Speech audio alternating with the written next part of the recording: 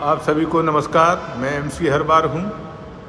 आज संविधान दिवस पर आपके समक्ष कुछ विशेष चर्चा करेंगे।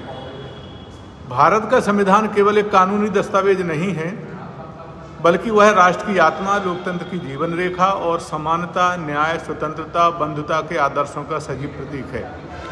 संविधान दिवस, जो राष्ट्रीय संविधान दिवस या लॉ डे के नाम से भी जाना जाता है, प्रत्येक वर्ष 26 नवंबर को मनाया जाता है, क्योंकि इसी दिन वर्ष 1949 में भारतीय संविधान को संविधान सभा द्वारा अंगीकृत, स्वीकृत और अधिनियमित किया गया था। यद्यपि यह 26 जनवरी 1950 से प्रभावी हुआ, परंतु इसकी स्वीकृति का दिवस ही इसे महान दस्तावेज की जन्मतिथि को माना जाता है। संविधान दिवस मनाने की परिकल्पना सबसे पहले प्रमुख रूप से राष्ट्रपिता महात्मा गांधी के जन्म स्थल पोरबंदर, गुजरात से हुई। बाद में भारत सरकार ने वर्ष 2015 में डॉक्टर BR अम्बेडकर की 125वीं जयंती के अवसर पर इसे आधिकारिक रूप से संविधान दिवस घोषित किया। इसका उद्देश्य भारतीय नागरिकों को संविधान के महत्व, उसके मूल्यों और उसके अनुच्छेदों की जानकारी देना था। संविधान दिवस मनाने का मुख्य उद्देश्य केवल एक औपचारिक कार्यक्रम आयोजित करना नहीं है, बल्कि देशवासियों में संवैधानिक चेतना, कर्तव्यों की समझ, लोकतांत्रिक मूल्यों के प्रति सम्मान तथा न्याय, समानता, स्वतंत्रता और बंधुता के महान सिद्धांतों को व्यवहार में उतारना है। संविधान निर्माण की यात्रा वास्तव में एक अद्भुत कहानी है। भारतीय संविधान बनाने के लिए 9 दिसंबर 1946 को संविधान सभा का गठन हुआ। यह महान कार्य सरल नहीं था।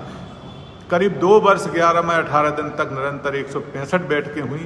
देश विदेश के विभिन्न संविधानों का अध्ययन किया गया, जैसे अमेरिका, ब्रिटेन, कनाडा, रूस, फ्रांस, आयरलैंड। लेकिन इन सबके बीच सबसे बड़ा योगदान था डॉक्टर भीमराव अम्बेडकर जी का, जिन्हें संविधान की आत्मा एवं निर्माता यानी architect of the Indian constitution माना जाता है। यह संविधान सभा की ड्राफ्टिंग कमेटी के चेयरमैन थे और उन्होंने संविधान को एक समावेशी, लोकतांत्रिक, सामाजिक व्यापक रूप दिया। अम्बेडकर जी ने कहा था कि constitution is not a mayor lawyers document, it is a vehicle of the life. अर्थात संविधान केवल वकीलों का दस्तावेज नहीं है, यह जीवन को गति देने वाला माध्यम है। संविधान की विशेषताएं विश्व में वास्तव में अद्वितीय हैं। इसको हम ऐसे समझ सकते हैं कि भारतीय संविधान का आकार विश्व में सबसे बड़ा लिखित संविधान है। इसके प्रारंभ में 395 अनुच्छेद, 22 भाग और 8 अनुसूचियाँ थीं, जो संशोधनों के बाद बढ़कर आज लगभग 470 अनुच्छेद, 25 भाग और 12 अनुसूचियाँ हो चुकी हैं। भारत के संविधान की कुछ विशेषताएं भी हैं। यह लोकतांत्रिक है, क्योंकि जनता द्वारा चुनी गई सरकार जनता के लिए और जनता की है। संविधान सर्वजन मताधिकार का सिद्धांत भी रखता है, जिसका मतलब है कि एक व्यक्ति, एक वोट, एक मूल्य है। यह संविधान भारत का धर्मनिरपेक्ष भी है, जिसका मतलब है कि देश का कोई भी धर्म संविधान के अनुसार नहीं होगा, सभी धर्मों का समान सम्मान होगा। भारत का संविधान समाजवादी भी है, जिसका मतलब है कि आर्थिक समानता, गरीबी उन्मूलन, संसाधनों का समान वितरण। भारत का यह संविधान गणतंत्रात्मक है, यानी रिपब्लिक है। इसका मतलब है कि राष्ट्र प्रमुख जनता द्वारा चुना जाएगा, पद वंशानुगत नहीं होगा। भारत का यह संविधान फेडरल भी है। इसका आशय है कि केंद्र और राज्यों के बीच अधिकारों का स्वतंत्र विभाजन होगा, यानी दोनों अलग अलग तरह से काम करेंगे।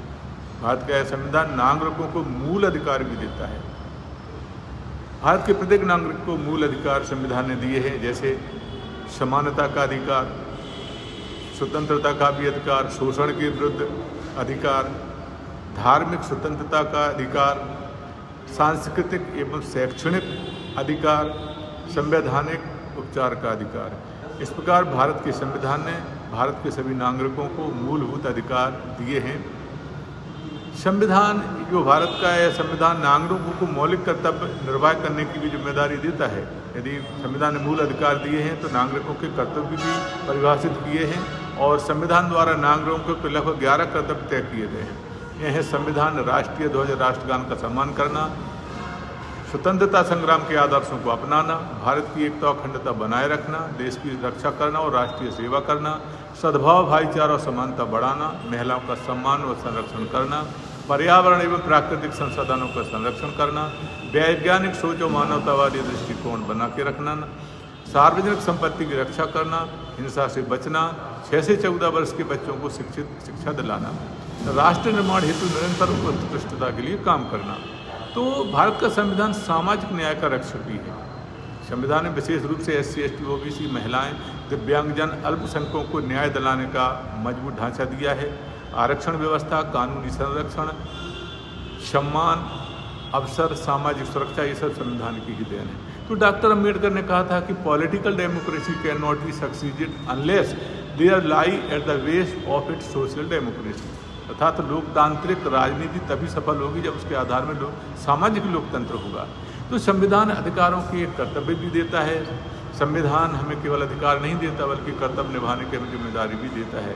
जैसे राष्ट्रीय ध्वज एवं राष्ट्रगान का सम्मान करना, माता पिता की देखभाल करना, राष्ट्रीय एकता और सद्भाव बढ़ा के रखना, पर्यावरण का संरक्षण करना, वैज्ञानिक सोच को बढ़ावा देना और संविधान की प्रतिष्ठितता को लगातार बनाए रखना। तो संविधान का वर्तमान महत्व के बारे में भी हम थोड़ा चर्चा करेंगे। आज के समय में भारत का संविधान हमारे लिए केवल किताब नहीं है, यह संविधान जीवन जीने की कला है। यह हमें बताता है कि कैसे लोकतंत्र की हम रक्षा करें। यह हमें यह भी बताता है कि सामाजिक न्याय, सद्भाव और समानता कैसे बनाए रखी जाए। संविधान भारत का यह भी बताता है कि भेदभाव को हम कैसे समाप्त करें और यह भी बताता है कि हम एक बेहतर भारत कैसे बनाएं। तो हम निष्कर्ष में यह कह सकते हैं कि संविधान दिवस हमें संविधान के गौरवपूर्ण इतिहास की याद दिलाने के साथ साथ हमारी जिम्मेदारियों का स्मरण भी कराता है। यह केवल उत्सव नहीं है बल्कि एक संवैधानिक जागरूकता अभियान है।